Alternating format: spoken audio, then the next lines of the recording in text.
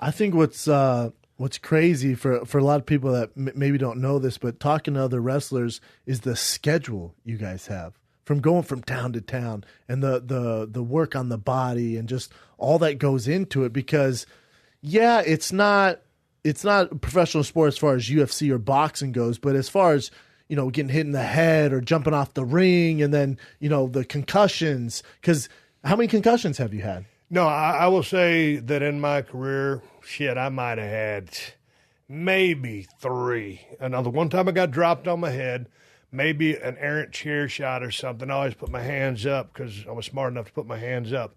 So that wasn't an issue for me. To me, really, you know, and a lot of guys have different styles. And I was more of a pure wrestler trying to clone Ric Flair because he was he's the greatest of all time. I tried to emulate his style.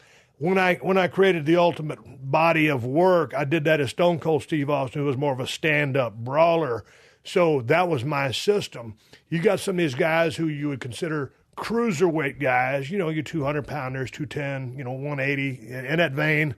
And they do all this, fast-moving stuff. So those guys are more, closer to be getting – concussions and stuff like that. When Daniel Bryan told me he had, I don't know, 15, whatever it was. Jesus. It's all the missile drop kicks when you're landing on the damn mat and stuff like that. And, that move is taking more out of you than the guy you gave the missile drop kick to. So I always tell people, if you got a shitload of concussions, other than the cruiserweight style, you were doing something wrong. Because, it's supposed to be at work. Yeah. If every time you go out you get concussed, you ain't doing something right. Well, we'll put it like this, Brandon. If you go out, every time you go out, boom, you get knocked out inside of 1 minute, you're doing something wrong. Yeah, well, I think I retired. No, you get what I'm saying? No, I hear you. Yeah, change. Yeah, change, man. Yeah, because when I think people think, they know what's coming, this is scripted, stuff like that. But when you hear the schedule and that stuff, like when you're on the road, how many days out of the year? Check us out. I was thinking about this the other day. I'm glad you had me on your show. I was thinking because someone was talking about the business. I think it was that one time when Conor was riling up everybody in the WWE. He sent some tweets to him, whatever. And a lot of the guys just started shitting on him and responded to him. And I was like, man, the dude's a wrestling fan from way back. Yes. And he's a great fighter, and I love to watch him. I'm looking forward to see who fights out the 1 and 2 coming up on UFC 209. But I tell you, it'd be like this. If anybody in the MMA world or UFC world or whatever ain't got no respect for the business of pro wrestling or just the lifestyle and the brutality of it, I would invite you to take your training camp to a different town and train in a different town every day, just like the WWE people do. Just follow them around and train in different camps every single day, then go home on a couple of days that we give you, and then get back on the road, take that training camp, and get ready for a big-ass fight. When you throw the travel at it and you ain't got no posse of 5 to 10, 15 people taking care of your ass, it's just you running solo, go do that. Yeah. And then do it for 10 or 15 years and then report back to me because I want to see what the science and the lifestyle taught you about what the fuck we do. Yeah. No, I hear you, man. Come on. Come on. Yeah. Come on. I'll take a Pepsi challenge on that with anybody. I don't want that. And here's the thing. You take different kinds of, man, if I was to haul off and hit you right now with a working punch, I would hope that you would barely feel it, and I'm barely going to feel it because we're trying to go down the road and take money. Yeah. Make money together. We're using our bodies. I trust you. You trust me. But in that, the backdrops, all the damn, throws off the top turnbuckle that Ric Flair took over the history of his career. All that shit is like interest. It compounds daily. Oh, yeah. People look at that mat. Hey, that's kind of like a trampoline. Hey, fuck you. It ain't no trampoline. You land wrong. And all your vertebrae and everything gets all twisted up. It's the toughest job I ever had from just a travel standpoint, just being in the grind. Dude, I've dug ditches. I've worked on lease crews, like college football, clean up stuff, college football. I've done all that. It's the most fun job I've ever had being a pro wrestler. But goddamn, it's a tough way to make a living. Make no mistake about it. Yeah.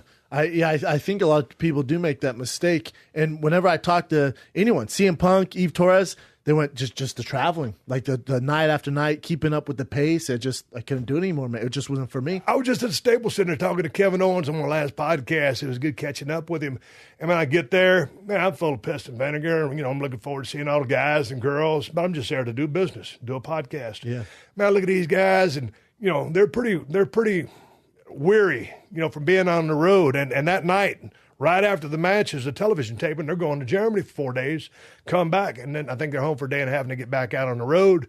So, man, I look at those guys, and I've been in their shoes. I've been there and I did it. And people always ask me, man, what do you miss about the business? I miss the crowd. Yep. I miss the boys. And the money is a whole different thing. But it's the crowd and the boys is what you miss. Now, the travel, when you're doing it, that's what you do. So it ain't nothing but a thing because that's what you do. When I used to go home, I put my suitcase by the washing machine.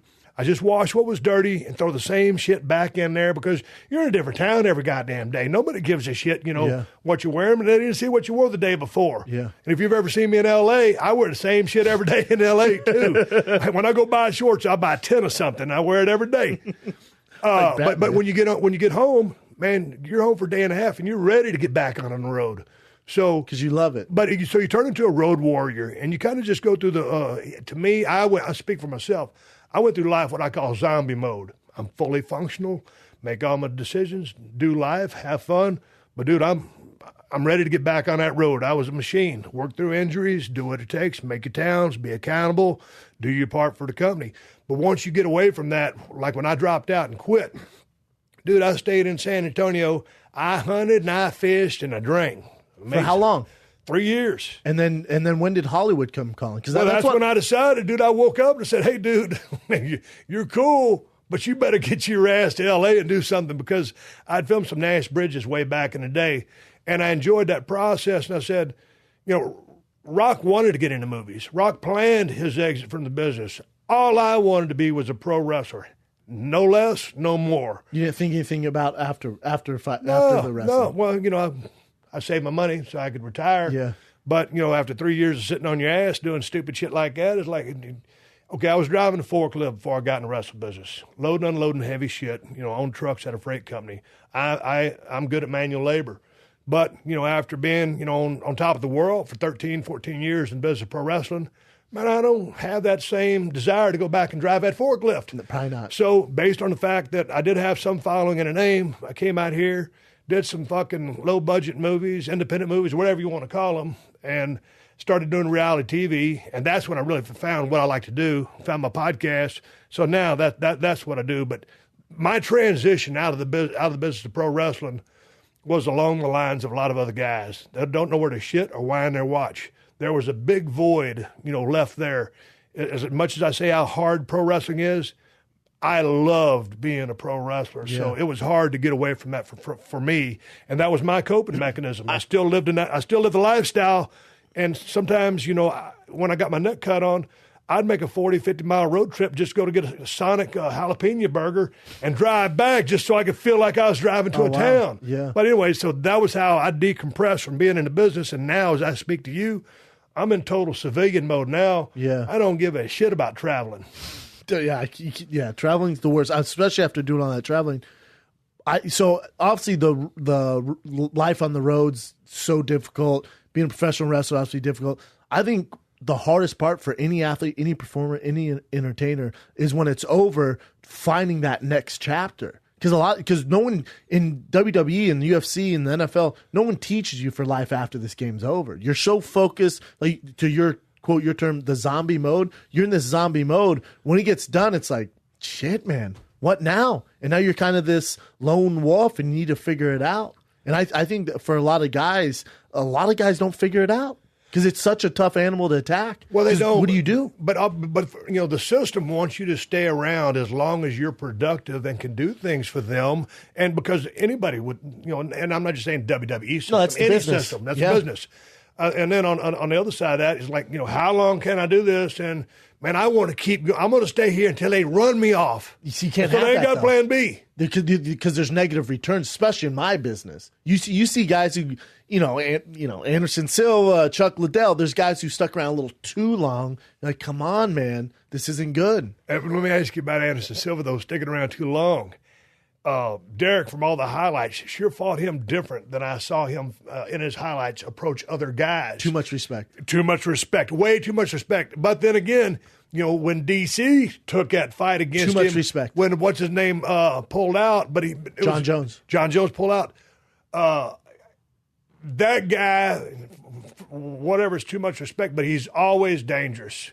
Whether it's just that one jab or one kick or whatever, everybody steps in the ring with that. At 41, they know that the danger, Will Robinson, danger. Yeah, for real. We grew up with the Anderson Silva highlights, and Anderson Silva, greatest of all time. So you get in there, you're thinking you're getting that guy. I remember when I was fighting Mirko Cro Cop, Greg Jackson, the infamous Greg Jackson, took me to the side and went, listen, I wore a Cro Cop shirt. I used to train in a Cro Cop shirt. When they told me I was going to fight him, I was like, oh, shit. And I had this monster, and I watched all his highlights. It's like, oh, my God, how the hell am I going to beat this guy? I'm getting ready to walk out at UFC 128 in New Jersey.